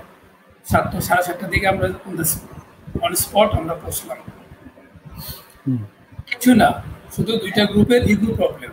ছোট্ট একটি নালা মাঝখানে একটা গ্রুপ আপনার ছোট্ট বাঁধের মতো, যেখান থেকে আপনার জমির লাইল বলে অথবা জমির আইল বলে, এক পাদে হেঁটে যেতে হয়, 2 পা ভার করে ফেলা যায় না, এরকম একটা বাঁধের মতো দিয়েছে এবং সেখান থেকে পানি যেতে পারছে না, অথবা একটা পক্ষ সেখানে মাছ ধরার চেষ্টা করছে। এই একটা পিছনে প্রায় 2 থেকে 300 লোক, 2টা পক্ষ হয়েছে, 2 উপজেলা, তারা মারামারি গেলাম। 2 উপজেলার আমরা 2 জন ইউনো, পুলিশ, কিছু গণ্যমান্য ব্যক্তি, রাজনৈতিক ব্যক্তি সব তারাও গিয়েছেন। গিয়ে কথাবার্তা বলে সে বাঁধ নিজের হাতে কাটলাম, কাটা পরে পানি ছুটলো, মাছ যাওয়া শুরু হলো। 2 পক্ষকে ম্যানেজ করলাম, পরে আর একটা মিটিংও করা লাগলো। সব কিছু করে শুক্রবার দিন সকাল 12টা, 12:30টায় বাসায় ব্রেক করলাম। শুধুমাত্র গাড়িতে পানি খেয়েছি, 12টায় এসে তারপরে বাসায় নাস্তা করলাম, কারণ ওই জায়গাটা একটু রিমোট, অথবা হোটেলে নাস্তা করার মতো সুযোগ হয়নি, অথবা সেটার সম্ভাবনা নেই, আমরা বাইরে খাওয়া দাওয়ার লিমিটেশন রয়েছে। তো এই অবস্থা, সেখানে কষ্টটা যেমন হয় তেমনি স্যাটিসফ্যাকশন প্রচুর, যে আমাদের কারণে, আমাদের হয়তো 15-20 জন অফিসার স্টাফ, ওনাদের কারণে কিন্তু বড়তর একটা দুর্ঘটনা থেকে রেহাই পেল। আর বাল্য বিবাহ, এই বিষয়গুলো আপনারা জানেন, এগুলো আসলে আর বলার মতো না, যখন তখন আমাদেরকে মুখ করতে হবে। তাই মনে করি যে আসলে উপজেলা নির্বাহী অফিসার হিসেবে সৎভাবে একটু পরিশ্রম করে কাজ করতে গেলে মানুষকে দেওয়ার অনেক সুযোগ রয়েছে। বর্তমানে যেখানে আছো, জাতীয় নদী রক্ষা কমিশন, বাংলাদেশ জাতীয় নদী রক্ষা কমিশনে যেখানে আছো, সেখানে তুমি বর্তমানে ডেপুটি চিফ হিসেবে আছো। এখানে তোমার রেসপন্সিবিলিটিস গুলো কি কি? আচ্ছা, এটা হচ্ছে ওই যে বললাম, আমাদের ডিরেক্ট পোস্টের পাশাপাশি পেছনের পোস্ট থেকে অনেক অনেক সুযোগ রয়েছে আমাদের প্রশাসন ক্যাডারের, প্রচুর। এটা একটা ভালো দিক আমাদের। এখানে ডেপুটি চিফ ব্রিগেড হাইড্রোলজিস্ট, আমাদের জাতীয় নদী রক্ষা কমিশন গঠিত হয় 2013 সালে, নতুন একটি কমিশন। এখানে আপনার অ্যাসিস্ট্যান্ট ডিরেক্টর রয়েছে এবং অ্যাসিস্ট্যান্ট চিফ রয়েছে। তাদের বস হিসেবে আমরা ডেপুটি ডিরেক্টর অথবা ডেপুটি চিফ হিসেবে কাজ করি। আমি জানুয়ারির শেষের দিকে এসে জয়েন করি। আসার পর যে জব ডেসক্রিপশন দেখলাম এখানে, সেটা হচ্ছে আমরা নদী, সারা বাংলাদেশের নদীকে আমরা দূষণ এবং দখল এই 2টা মুক্ত থেকে কাজ করি, এবং সেটা কীভাবে সরজমিনে তদন্তের মাধ্যমে, এবং তদন্তটা হচ্ছে আমরা যদি কোথাও দখল এবং যদি কোথাও দূষণ হয়, আমরা সেটা সরজমিনে গিয়ে তদন্ত করি, তদন্ত রিপোর্ট জমা দিয়ে রেসপেক্টিভ ওয়েতে রেসপেক্টিভ ডেস্কে। সেটা হচ্ছে কি, আবারও সেই একই কথা বলে উপজেলা প্রশাসন, জেলা প্রশাসন, অথবা মাঝে মাঝে আমরা পরিবেশ অধিদপ্তর অথবা সিটি কর্পোরেশন ওদেরকে আমরা কাজে লাগাই। আর এখানে আমাদের ডিভিশন ভাগ করা আছে, অ্যাসিস্ট্যান্ট ডিরেক্টর অথবা অ্যাসিস্ট্যান্ট চিফ, এবং আমরা ডিভিশন ডিরেক্টর, ডিভিশন চিফদের মাঝখানে। আমার হচ্ছে এখানে সিলেট এবং চিরং ডিভিশন নিয়ে নদী নিয়ে আমি কাজ করি। জয়েন করার পরপরই আমি আমার বাড়ি কিশোরগঞ্জ ভৈরব উপজেলার ঠিক পাশেই মেঘনা নদীর ওপারে আশুগঞ্জ উপজেলা, যেটা ব্রাহ্মণবাড়িয়া জেলা পড়েছে, সেখানে গিয়েছিলাম। সেখানে বড় ধরনের নদী দখলের চেষ্টা হচ্ছিল। আমরা অনেক সারাদিন ব্যাপী কাজ করেছি, রিপোর্ট জমা দিয়েছি এবং সংশ্লিষ্ট দপ্তর রিপোর্টগুলো যাচ্ছে, এবং যেন আমরা সে মেঘনা নদীটাকে দূষণ থেকে কাজ করতে পারি আমরা আমাদের সুপারিশ দিয়েছি। এখানেও সেট বেশি হচ্ছে। মেঘনা নদী আমার বাড়ির পার্শ্ববর্তী নদী, সেই নদীটাকে আমি সেট করার চেষ্টা করছি সন্তুষ্টি হলো। আচ্ছা, তপন একজন মুন্সিগঞ্জে কি তুমি ছিলে? মুন্সিগঞ্জে হ্যাঁ, নাজমা চৌধুরী কমিশনার জেলা স্কাউটের, হ্যাঁ সে স্মরণ করছে। আরেকটা বিষয় তপন, এই যে প্রশাসন ক্যাডারে আমরা এই যে 8-9 বছরের চাকরি, এর মধ্যে প্রমোশন হয়েছে একবার, রাইট? সহকারী সচিব থেকে সিনিয়র সহকারী সচিব। আর বর্তমানে যে জাতীয় নদী রক্ষা কমিশনের যে ডেপুটি চিফ হাইড্রোলজিস্ট হিসেবে, এটা হচ্ছে প্রেষণে নিয়োগ হয়ে আছে প্রশাসন ক্যাডার থেকে, প্রেষণে নিয়োগ। আচ্ছা আচ্ছা, ভেরি গুড। এখন একটু বলতে চাই, সেটা হচ্ছে লেখাপড়ার জন্য অনেকে বলছে যে স্যার আমাদেরকে লিখিতের জন্য আমাদেরকে একটু পরামর্শ দিন, লিখিতের জন্য কি মৌলিক বই আমরা পড়তে পারি বা কোন ধরনের রিটেন, হ্যাঁ হ্যাঁ, সে বিষয়ে যদি তুমি কিছু শেয়ার করতে চাও। অবশ্যই। আপনি জানেন এই যারা শুনছেন তাদেরকে যারা শুনছেন তাদেরকে বলে রাখি, শফিউল্লাহ তপন কিন্তু বাংলাদেশ অ্যাফেয়ার্স এর একজন শিক্ষকও। আমাদের ক্লাসে দেখা হবে ইনশাল্লাহ। সুতরাং টিচার হিসেবেও এখানে বলতে পারেন যে একজন অগ্রজ ক্যাডার যারা এই পথে চলে গেছেন, অলরেডি সফল হয়ে আছেন, সেই অংশ হিসেবে বাংলাদেশ অ্যাফেয়ার্স এর একজন শিক্ষক হিসেবেও, মানে তথা বিসিএস এর একজন প্রশিক্ষক হিসাবে এই পরামর্শটা আমরা শফিউল্লাহ তপনের কাছ থেকে জানতে চাচ্ছি। বিসিএস লিখিত পরীক্ষার জন্য এটা আমাদের একাধিক বন্ধুরা জানতে চেয়েছেন, লিখিত প্রিপারেশনটা কিরকম হওয়া উচিত বলে আপনি মনে করেন? জি, থ্যাংক ইউ। শুধু রিটেন নাম আমি একটু পেলি থেকে বলি, আপনাকে সবসময় নজর দিতে হবে আপনি কোন জিনিসের সাথে উইক। আপনি 3টা ক্যাটাগরি করেন, যে কটা সাবজেক্ট রয়েছে, এ, বি এবং সি। এ হচ্ছে আপনি যেগুলো অনেক ভালো পারেন, আপনার বেসিক যে সাবজেক্ট ছিল, আপনি ম্যাথের স্টুডেন্ট হতে পারেন, আপনি সায়েন্সের স্টুডেন্ট হতে পারেন, সেক্ষেত্রে কিন্তু আপনি ম্যাথ এবং সায়েন্সে খুব ভালো হবেন। সেটাকে আপনি সি নিয়ে যান, সেটাকে এ নিয়ে যান, এ ক্যাটাগরিতে, মানে সেটা আপনি ভালো পারেন, সেটাকে নজর দেবেন কম। একটা কিছু টপিকস হতে পারে আপনি বাংলা স্টুডেন্ট, ইংলিশে দুর্বল, ম্যাথে দুর্বল, আপনি সেটাকে নিয়ে আসেন বিতে, মানে আপনি সেখানে কাজ করতে হবে। আপনি ইংলিশে অনেক দুর্বল, সেটা নিয়ে আসেন সি ক্যাটাগরিতে, যে আমাকে এটা নিয়ে সবচেয়ে বেশি কাজ করতে হবে। এভাবে একটু ক্যাটাগরি করে যেটা ভালো পারেন। অবশ্যই প্রত্যেকেই আমরা যারা ইউনিভার্সিটি পাস করেছি সবার মধ্যে মেধা রয়েছে, সবাই মেধাবী আমরা, কিন্তু সবাই সব বিষয়ে বিজ্ঞ না বা সব বিষয়ে সমান জানি না। এই জন্য ক্যাটাগরি করে প্রিলি এবং রিটার্ন দুটোর জন্য আমি বলবো যে এভাবে ক্যাটাগরি করে 3টা ক্যাটাগরি করেন, যে কোন বিষয়ে আমি ভালো জোর দিতে হবে, কোনটাতে কম জোর দিলে হবে, কোনটা একদম পরীক্ষার 1 মাস আগে দেখলে হবে। আর বই যদি বলেন যে ওয়াইদ ভাই আসলে কোন বই পড়বো, আমাদের সময় বই অনেক কম ছিল, এখন অনেক বই ভালো খারাপ মিলিয়ে আছে। তারপর আমি মনে করবো যে একটু পড়ার সময় বোঝা যায় কোন বইটি ভালো, কোন বইটি সত্য ঘটনা, সত্য তারিখ, সঠিক তথ্য দিচ্ছে, সেই বইগুলো অবশ্যই পড়বো। গ্রুপ স্টাডি কোনো বিকল্প নাই, প্রিলি রিটার্ন বইটাতে কোনো বিকল্প নাই। যত বেশি গ্রুপ স্টাডি করবেন তত আপনার ভুলগুলো ধরা পড়বে।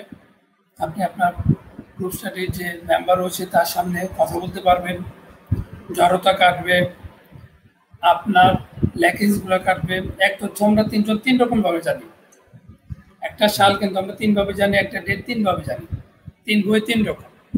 যখন আমরা গ্রুপ স্টাডি করবো, একসাথে পড়াশোনা করবো, নিয়মিত পরীক্ষাগুলো দিব, অ্যাসাইনমেন্টগুলো দিব, তখন তো এই জিনিসগুলো বের হয়ে আসবে। আর এখন কিন্তু ওয়াইড বাই গুগল, আমাদের সময় গুগল ছিল না, ছিল আমরা ইউজ করতাম না, ইন্টারনেট এত সহজলভ্য ছিল না। আপনার এই জিনিসটার সমস্যা হচ্ছে কত তারিখে বদযুদ্ধ হয়েছে, পলাশির চুক্তি কত তারিখ হয়েছে, জাস্ট গুগলে দেখে নেন, শুধু দেখে নেন, দেখলে আপনার 5-6টা লাইন অটো চলে আসলে আপনি সেটা ব্যাকগ্রাউন্ডও জানেন, ভবিষ্যৎ জানেন, কে সাথে জড়িত, কয়টা পক্ষ ছিল, কে পক্ষের, সেই পক্ষের হেড কে ছিল, সব কিন্তু জানা যায়। এই জন্য আমি বলবো যে এখন গুগল একটা আমাদের বড় মাধ্যম। গ্রুপ স্টাডি, বেশি করে পড়া, এবং রিটেনের জন্য পত্রিকা রেগুলার করতে হবে, এবং রেগুলার মডেল টেস্ট অথবা অ্যাসাইনমেন্টগুলো অবশ্যই দিতে হবে।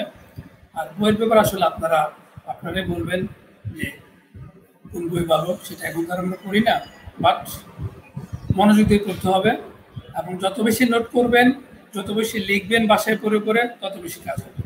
লেখার কোনো বিকল্প নাই, আমরা ছোটকাল থেকে জানছি, একবার পড়া 10 বার পড়া, একবার লেখা, 10 বার পড়া, একবার লেখা, সুতরাং করতে হবে।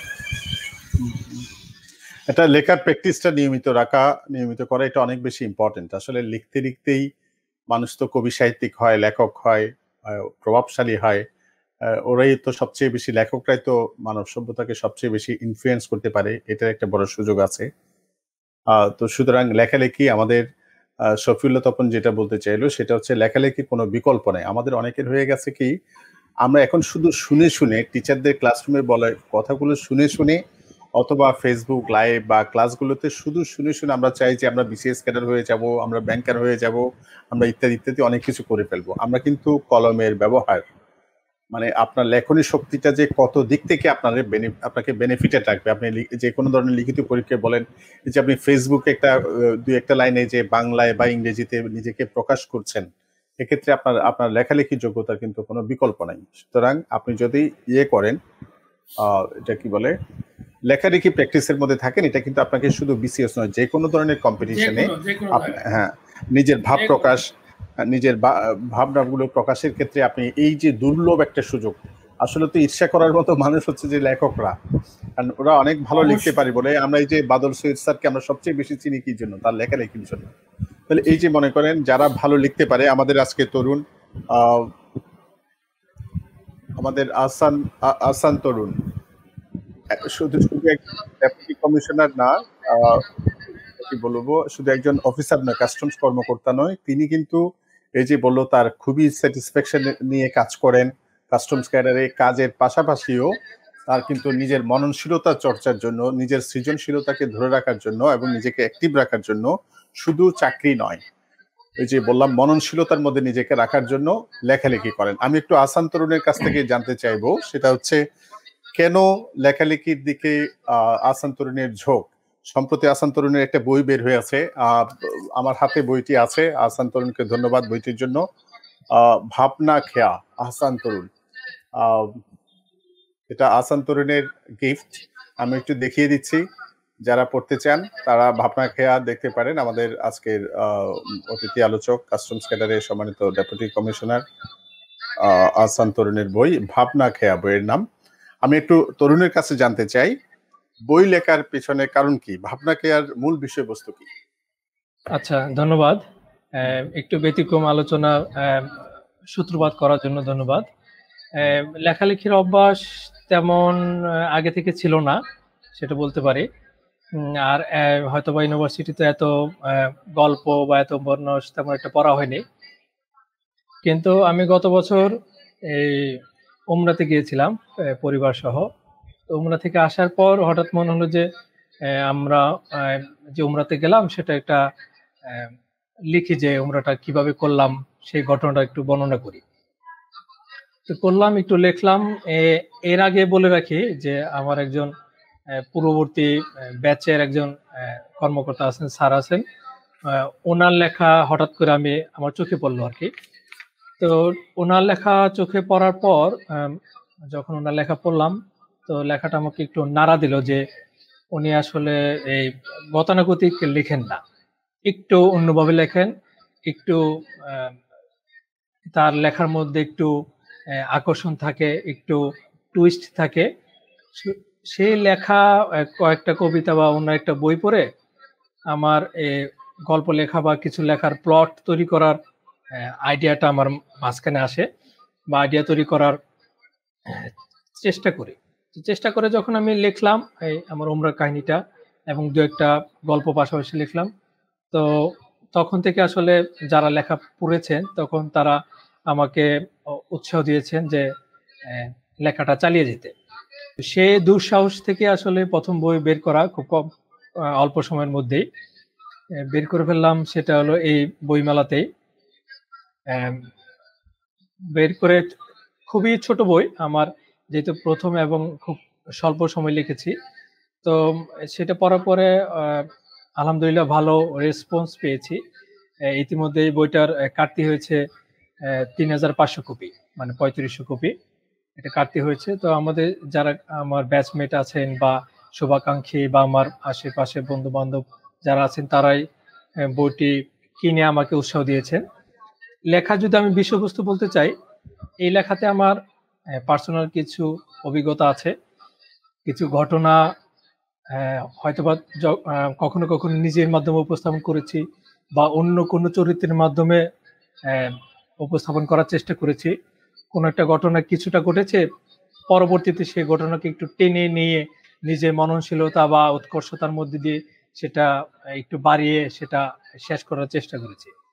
তো এখন লিখতে মানে লেখার পর নিজের অনুভবটা আসলে অনেক ভালো লাগার একটা অনুভূতি কাজ করে, যে একটা কিছু লিখতে পারছি, আমার লেখা মানুষ পড়ছে, খারাপ হোক ভালো হোক, অবশ্যই এত ভালো না কিন্তু ধীরে ধীরে ভালো হবে সেই প্রত্যাশা রাখি। তো আমার প্রেক্ষাপট হলো কিছু অভিজ্ঞতা, পার্সোনাল কিছু অভিজ্ঞতা এই বইয়ে আছে এবং কিছু শিক্ষণীয় কিছু একটা কয়েকটা গল্প আছে। তো এবং আমার প্রকাশক গতকালকে জানিয়েছে যে প্রধানমন্ত্রী কার্যালয় থেকে বা শিক্ষা বোর্ড থেকে অনেকগুলো গল্পের বই চেয়েছে, যাদের গল্প নবম দশম শ্রেণী বা একাদশ শ্রেণীতে ইনকর্পোরেট করবে।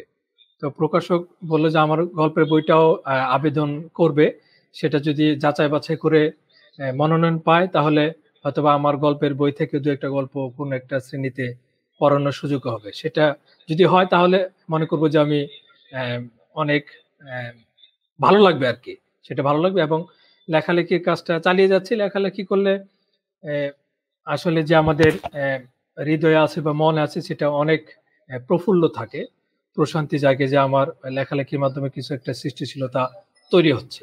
এতটুকু লেখালেখি যাতে করতে পারি সেটা দোয়া করবেন। ধন্যবাদ। লেখক হিসেবে কংগ্রাচুলেশনস। এবং এই সর্বশেষ যে তথ্যটি তরুণ আমাদের জন্য শেয়ার করলো, এবং সরকারি বা প্রাইমারি স্কুলে আমাদের ছোটদের যে পাঠ্য হিসেবে যদি তরুণের গল্প আসে, এটা আমাদের জন্য তো হবে একটা বিশেষ পাওনা, এটা অতিরিক্ত পাওনা হবে বলা যায়। আমাদের একজন বারবার একই প্রশ্ন করে যাচ্ছে, সেটা হচ্ছে বিসিএস পররাষ্ট্র ক্যাডার পেতে লিখিত পরীক্ষা এবং মৌখিক পরীক্ষায় ন্যূনতম কত নাম্বার পেতে হয়? মৌখিক পরীক্ষায় ন্যূনতম 100 নাম্বার পেতে হয় পাস করার জন্য।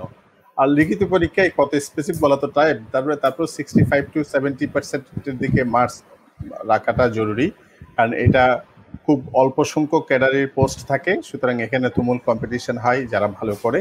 তবে হচ্ছে অনেকে আপনাদের মতো বন্ধুরাই হচ্ছে কিন্তু পরীক্ষা দিয়ে মৌখিক পরীক্ষায় ন্যূনতম 5 মার্কটা পেলে হয়। এখন লিখিত পরীক্ষার নাম্বারটা হচ্ছে অনেক বেশি গুরুত্বপূর্ণ, এটা বিষয় থাকলো। আমি একটু তরুণের মাঝখানে কিছুক্ষণ আমাদের সাথে ছিল না, একটু তরুণ এর মধ্যে কিন্তু তপন প্রশাসন ক্যাডার নিয়ে অনেক ইলাবোরেটেড আলোচনা করলো, কিভাবে কাস্টমস ক্যাডার থেকে প্রশাসন ক্যাডার অনেক বেশি ভালো, সেই বিষয়ে অনেক আলোচনা হয়েছে। তোমার দিক থেকে যুক্ত করার জন্য কিছু আছে কিনা? আমরা আলোচনার একেবারে শেষের দিকে চলে আসছি। কাস্টমস ক্যাডারে আমি যদি তরুণের কাছে স্পেসিফিক একটু বলতে চাই, তুমি যেটা বললা, অর্থাৎ অনেকে ট্যাক্সেশন ক্যাডারের সাথে গুলিয়ে ফেলে কাস্টমস ক্যাডারের কাজগুলো সম্পর্কে। কাস্টমস ক্যাডারের সুনির্দিষ্ট কয়েকটি কাজ বলো যেগুলো দিয়ে আমাদের তরুণরা বুঝতে পারবে যে এটাই কাস্টমস বা ব্যাট বা এক্সাইজ নিয়ে কাজ করে, সেরকম কয়েকটা পয়েন্ট যদি তুমি উল্লেখ করো। জি ধন্যবাদ। আমি সংক্ষেপেই বলবো। তপনের কথা শুনেছি, তপন কিন্তু বলেনি যে কাস্টম থেকে অ্যাডমিন বেটার। যার যার কাজ তার কাছে গুরুত্বপূর্ণ এবং সব ক্যাটারি গুরুত্বপূর্ণ, আমি মনে করি সমানই গুরুত্বপূর্ণ। আমি যদি বলি যারা শুনছেন বা যারা পরীক্ষা দিবেন তাদের জন্য যদি কাস্টমস ক্যাডার প্রথম চয়েস দেন, সেক্ষেত্রে কয়েকটা দিক অবশ্যই গুরুত্বপূর্ণ। সেটা হলো আমাদের যে বাজেট ঘোষণা হয় মনে করেন 3,00,000 কোটি টাকা বাজেট। সেখানে কিন্তু আমাদের যে ইন্টারনাল রিসোর্স, অভ্যন্তরীণ সম্পদ, সেখানে 80% আমাদের আদায় হয় শুধুমাত্র এনবিআর থেকে। 80% আদায় হয় শুধুমাত্র এনবিআর এর দুটো উইং থেকে। একটা হলো কাস্টমস ক্যাডার, একটা হলো ইনকাম ট্যাক্স ক্যাডার। আর এই দুইটা মিলে আমি দুইটাকে যদি 100 মার্ক ধরি, ইনকাম ট্যাক্স এবং কাস্টমস দুইটা 100 মার্ক, তাহলে 33 ইনকাম ট্যাক্স, 33 ভ্যাট, 33 হলো ইম্পোর্ট বা কাস্টম হাউসগুলো যে কাজ করে। হ্যাঁ, তাহলে 33 টাকা আমার আদায় করতে হবে ভ্যাট থেকে, 33 টাকা আদায় করতে হবে আমার ইনকাম ট্যাক্স থেকে, 33 টাকা আদায় করতে হবে ইম্পোর্ট থেকে। তাহলে আমাদের দুইটা উইং, আমার যে কাস্টমস ক্যাডার আছে সেখান থেকে আমরা কিন্তু 66% আমরা আদায় করে থাকি। এটা হলো সবচেয়ে গুরুত্বপূর্ণ। এছাড়া আরেকটি গুরুত্বপূর্ণ দিক হলো আমরা প্রতিটা বন্দর এবং স্থল শুল্ক স্টেশনে আমরা চোরাচালান রোধে ব্যাপক ভূমিকা পালন করি। স্বর্ণ চোরাচালানের যে পিছনে বা স্বর্ণ চোরাচালান রোধে আমাদের ভূমিকাটা সবচেয়ে গুরুত্বপূর্ণ। কারণ হলো বিমানে রামেজিং করা কিন্তু শুধু কাস্টমসই পারে, অন্য কোনো সংস্থা বিমানে কিন্তু উঠতে পারে না। পুলিশ বলেন অন্য কোনো সংস্থায় উঠতে পারে না, সেটা কাস্টমসকে একক ক্ষমতা দেওয়া আছে। ওরা উঠতে পারে মানে টিকেটের বিনিময়ে উঠতে পারে আর কি, ফেয়ার। রামেজিং, আমি তো বললাম রামেজিং, যে তন্ন তন্ন করে খোঁজার কাজটা কিন্তু শুধু আমরা করতে পারি। সেক্ষেত্রে সকল ধরনের চোরাচালান যে পথ দিয়ে আসুক না কেন, বাংলাদেশের সকল সীমান্ত দিয়ে আসুক না কেন, সেটা কিন্তু প্রথম ধরার অধিকার কিন্তু আমাদেরকে দেওয়া হয়েছে। তারপর হয়তো 5 কিলোমিটার পরে বিজিবি তো প্রত্যেকটা সীমান্তে আছে, তারাও চোরাচালান রোধ করে, কিন্তু আমাদের সীমান্তে আমরাই প্রথম কাজটা করি। তো রেভিনিউ আদায়, চোরাচালান, এই দুটো আমাদের মূল কাজ। তাহলে চোরাচালান, হ্যাঁ। আচ্ছা, আমরা যে তরুণ দেখি যে গোল্ডের বার ধরা পড়তেছে আমাদের অমুক কাস্টমস হাউসে বা অমুক এয়ারপোর্টে, এবং সেখানে গোল্ডের কতগুলো পয়সা, কয়েন ইত্যাদি দেখে, এখান থেকে কি কাস্টমস ক্যাডার যারা জয়েন করে তারা কিছু পাইটাই, মানে তোমরা কিছু পাও এখান থেকে অফিসিয়ালি? তাহলে না, অফিসিয়ালি বলতে কি, নিয়ম টাইম বলে 1 মিনিটে বলে ফেলে, সেটা হলো আমরা গোল্ড বার বা গোল্ড যতটুকু প্রাপ্য 2টা বার আনতে পারবেন আপনি ট্যাক্স দিয়ে। 2টা বারের অতিরিক্ত আনলে সেটা আমরা সিজ করবো, আটক করে আমাদের কাজ হলো বাংলাদেশ ব্যাংককে জমা দেওয়া। বাংলাদেশ ব্যাংকে আমরা দিয়ে দিই। তো বাংলাদেশ ব্যাংকে দেওয়ার পরে বাংলাদেশ ব্যাংকের দায়িত্ব হলো সেটা নিলামে তুলে টাকাটা সরকারি কোষাগারে জমা দেওয়া। আমাদের কি বেনিফিট, আমরা কি কাজ করছি, কেন কাজ করছি, আমাদের কি বেনিফিট, সেটা হলো আমরা কিছু প্রণোদনা পাই, রিওয়ার্ড পাই। সেটা স্বর্ণের বার ধরলে এক রকমের হিসাব, আবার আমাদের যে রেগুলার টার্গেট আছে সেটা অ্যাচিভ করলে আরেকটা হিসাব আছে, আবার কোনো চোরাচালান রাজস্ব ফাঁকি উদ্ঘাটন করলে সেখানে একটা হিসাব আছে যে এই পরিমাণ টাকা এই অফিসার আদায় করতে পেরেছে স্বাভাবিক কাজের বাইরে গিয়ে আদায় করতে পেরেছে, সেজন্য তাদেরকে রিওয়ার্ড দেওয়া হয়। সেই রিওয়ার্ডের তালিকায় আমাদের সব কর্মকর্তাদের নামই থাকে। আমরা হয়তো 1 বছর, 2 বছর, 5 বছর, 10 বছর বা 20 বছর পরেও সেই রিওয়ার্ডটা পেয়ে থাকি। এটা হলো কাস্টমস ক্যাডারের সৎভাবে উপার্জনের একটা উপায়। সেটা কিন্তু অনেক টাকার হয়ে থাকে, মাঝে মাঝে কোটি টাকা ছাড়িয়ে যায়। তো সেটা কিন্তু আমাদের জন্য একটা প্রণোদনা, অনুপ্রেরণার কাজ হিসেবে কাজ করে। শুধু কি তোমাদের জন্য, এখন যারা শুনছে তাদের জন্য কি ভয়ানক অনুপ্রেরণা হচ্ছে? পরবর্তী কাস্টমস ক্যাডার চয়েসের ক্ষেত্রে এটার একটা প্রভাব পড়বে, আর একটা অনুপ্রেরণা হিসেবে। আসুক কাস্টম ক্যাডার। আর আপনি প্রথম বলেছিলেন যে আমাদের 30তম ব্যাচের পরে আর কোনো ব্যাচ আছে না, সেটা না। 31 ব্যাচে আমাদের 31 পরে কিছু কর্মকর্তা ভুলে বেশি নিয়োগ দেওয়া হয়েছিল, তারপর থেকে এখনো বন্ধ আছে। 40 বা 41 আবার প্রবেশ করবে। হ্যাঁ, লাস্ট বিসিএস আবার এটা সার্কুলার হয়ে আছে কাস্টম ক্যাডারের জন্য। মাঝখানে প্রায় 6-7 বছর একটা গ্যাপ তৈরি হয়েছিল 31তম বিসিএস এ ক্যাডার, বেশি ক্যাডার অফিসার নিয়োগ করার কারণে। শফিউল্লাহ তপন, আমাদের তরুণ বন্ধুদের জন্য মানে সর্বশেষ তোমার কোনো পরামর্শ আছে কিনা তপনের? ধন্যবাদ। আসলে আমরা অনেক সময় একসাথে রয়েছি। সর্বশেষ এবং সবচেয়ে মূল্যবান কথা হচ্ছে জানতে হবে, পড়তে হবে এবং সময়টাকে কাজে লাগাতে হবে। সময়টা চলে গেলে আমরা এই সময়টা কখনই পাবো না,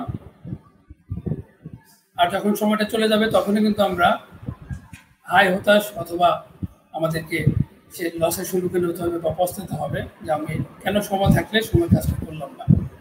অনেকের ফ্যামিলিতে সমস্যা থাকে, কিন্তু তারপরও 1 থেকে 2টা বছর একটু কষ্ট করে অন্য সব কিছু বাদ দিয়ে শুধুমাত্র প্রিপারেশন এবং প্রিপারেশন, এই 2টা বছর আর একটা যুদ্ধ ঘোষণা করা যে আমাকে মরার আগ পর্যন্ত যদি ভালো একটা লাইফ লিড করতে হয় আমাকে ভালো কিছু করতে হবে, শুধু বিশেষ ক্যাডার নয়, ভালো একটা চাকরি পেতে হবে। সেই জন্য এই সময়টা হচ্ছে সবচেয়ে উপযুক্ত সময়। এই জন্য এই সময়টা শুধুমাত্র ফেসবুকিং, গুন্ডা চালানো অথবা অন্য কোনো বাজে অভ্যাসে না গিয়ে আমি বলবো যে সময়টা কাজে লাগায় আপনারা দেখবেন ভবিষ্যৎটা সুন্দর হবে। আপনাদের মাছ থেকে আমরা এসেছি, আমাদের মাছ থেকে আপনারা আরো অনেক উপরে যাবেন। অনেক অনেক ধন্যবাদ। তপনের শেষ কথাটা দিয়ে শেষ করব। এর আগে একটু বলে রাখি, আমাদের বাংলার শিক্ষক সম্ভবত উনি হবেন, বা না, মুশফিকুর রহমান নামে সামন একজন লিখেছেন। এখানে তরুণ থাকলে, তরুণ শুনলে তো এটা ভালো লাগতো, তরুণ বোধহয় এখানে একটা প্রণোদনা খুঁজে পেত তরুণের জন্য। সেটা হচ্ছে তরুণ, শুনতে পাচ্ছ ভাই? মুশফিকুর রহমান নামের একজন, তোমার কাছে 2টা প্রশ্ন আছে। তুমি কিছুক্ষণ অ্যাবসেন্ট থাকার কারণে তোমাকে বলা হয় না, এগুলো বলে আমরা শেষের দিকে যাচ্ছি। তরুণ তপন সিরিজের বিসিএস সহায়িকা চাই। তুমি তো লেখক মানুষ, এখানে নতুন একটা সম্ভাবনা খুঁজে পাও কিনা দেখো। তপন তরুণের সিরিজের কি, তরুণ তপন সিরিজের বিসিএস সহায়িকা চাই। হ্যাঁ, এক মুশফিকুর রহিম। আরেকজন লিখেছে, আমি জানি না তোমার বন্ধু কিনা বা এই ধরনের কোনো পরিচিত কিনা, সে বারবার প্রশ্নটা করছে এবং আমার কাছে জোর দাবি করছে, সেটা হচ্ছে প্রশ্নটা যেন আমি অবশ্যই করি। সেটা হচ্ছে, তরুণের কেন সবসময় চট্টগ্রাম এবং সিলেটেই পোস্টিং হচ্ছে? এখানে কি বাপের বাড়ি আছে কিনা? মোশাররফ নাকি? হ্যাঁ, মোশাররফ হলো আমাদের ভৈরবের, আমাদের এলাকার স্কুল ফ্রেন্ড, আর হলো মুশফিকুর রহমান হলো আমাদের ইউনিভার্সিটির বন্ধু। ও আচ্ছা আচ্ছা আচ্ছা, তাহলে যেহেতু প্রশ্ন একটু কষ্ট করে করেছে, আমরা উত্তর দেই। সেটা হলো তরুণ তপন সিরিজের বিসিএস সহায়িকা চাই, এটা তপন লিখুক, মানে যদি কোনো বই লিখতে চায়। আমি কিন্তু একটা আমাদের ভ্যাটের বিভিন্ন বই বের হয়, আমি একটা ভ্যাটের একটা বই লিখতেছি, সেটা ছোট্ট একটা বই লিখতেছি, ভ্যাটের সহায়িকা বলতে পারে, বা ওটা আমাদের জন্য, মানে আমাদের স্টেক হোল্ডার যারা আছে তাদের সহায়িকা লাগবে। আচ্ছা আচ্ছা, সার্ভিসে যারা আছে অথবা যারা ব্যবহার করে, কাস্টমস যারা ট্যাক্স পেয়ার, যারা গ্রাহক, তাদের কাজে লাগবে। আর হলো মোশাররফ প্রশ্ন করেছে মানে এই পোস্টিং। হ্যাঁ, পোস্টিং সবসময়, প্রথমে আমি ঢাকা ছিলাম, তারপরে কুমিল্লা, তারপর চট্টগ্রাম, সিলেট, আবার চট্টগ্রাম। তো চট্টগ্রাম যেহেতু আপনি জানেন আমাদের বিশ্ববিদ্যালয়, এখানে অনেক বিশ্ববিদ্যালয়ের ফ্রেন্ডরা আছে, তো এখানে থাকতে অনেক স্বাচ্ছন্দ্য বোধ করি আর কি। বন্ধু-বান্ধবের সাথে দেখা হয়, উইকেন্ডে চলে যাই ইউনিভার্সিটি, খুব ভালো লাগে। এজন্য হয়তো একটু চেষ্টা করে চিটাঙে থাকার জন্য। তার মানে ও যেদিকে ইঙ্গিত করছে এই ধরনের কোনো বিশেষ কোনো ব্যাপার নাই? আছে আছে আছে, সেটা বলে না। আছে না, তার হচ্ছে শ্বশুর বাড়ি মেশরাই। হ্যাঁ হ্যাঁ, ও চট্টগ্রামে। তাও ও তুমি তাহলে বেকে একটা হওয়ার কথা, তুমি আরেকটা বেকে শোনাচ্ছ আমাদেরকে, তাই তো? তখন এটাই বলতে চেয়েছি মনে হয়। যাই হোক, তোমাদের দুজনের পরিবারের জন্য শুভেচ্ছা, তোমাদের বাচ্চাদের জন্য শুভেচ্ছা, এবং অবশ্যই তপন তরুণ দুজনেই আঙ্কেল আন্টিকে সালাম বলবে। ওদের সাথে দেখা হয়েছিল তোমরা যখন 30তম বিসিএস এ তরুণ ক্যাডার অফিসার হয়েছিল, সংবর্ধনা অনুষ্ঠানে তাদের সাথে দেখা হয়েছিল। ওরা দুজনে খুব ভদ্রলোক, অমায়িক ভদ্রলোক দুজনেই, তাদেরকে সালাম বলবা। আর আশা করি যে মার্চ ফরওয়ার্ড, তুমি যেটা বললে, এটা হচ্ছে আমরা সারা বাংলাদেশে, বিশেষ করে যারা আন্ডার প্রিভিলেজড, যারা সুযোগ বঞ্চিত, যারা পে করে, তোমরা নিজেরাই জানো 8-10 হাজার টাকা একটা কোচিং ফি দরকার হয় অনেকের জন্য।